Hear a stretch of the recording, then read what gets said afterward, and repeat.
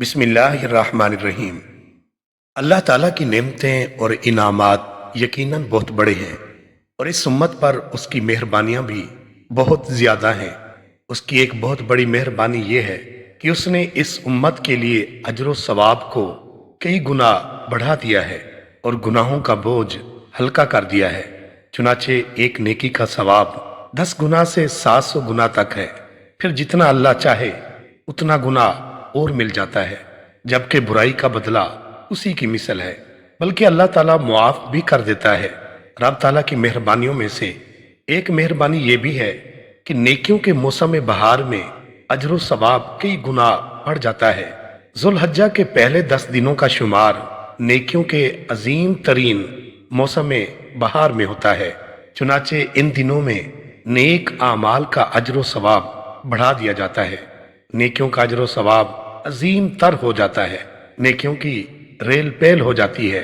یہ سب اللہ کا فضل اور اس کی نعمت ہے، لہذا مسلمانوں کو چاہیے کہ وہ اس امت پر اللہ تعالیٰ کے فضل و کرم پر غور و فکر کریں اور اطاعت الہیہ سے مستفید ہو کر انہیں اپنی آخرت کے لیے اس طرح فائدہ مند بنائیں کہ ذوالحجہ کے پہلے 10 دن دیگر ایام کی طرح ہی نہ گزر جائیں، کیونکہ یہ ایسے دن ہیں جو بار بار زندگی میں نہیں آتے، اور عقل مند وہ ہے جو ان ایام کا بھی ایسے ہی خیال رکھتا ہے جیسے وہ اپنے کھانے پینے اور لباس کا خیال رکھتا ہے۔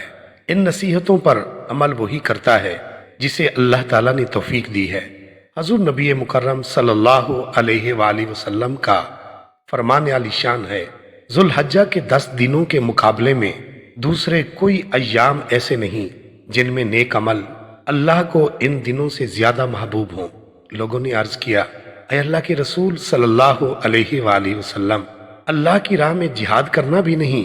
آپ صلی اللہ علیہ وآلہ وسلم نے ارشاد فرمایا، اللہ کی راہ میں جہاد کرنا بھی نہیں سوائے اس مجاہد کے جو اپنی جان اور مال دونوں لے کر اللہ کی راہ میں نکلا، پھر کسی چیز کے ساتھ واپس نہیں آیا، یعنی وہ شہید ہو گیا۔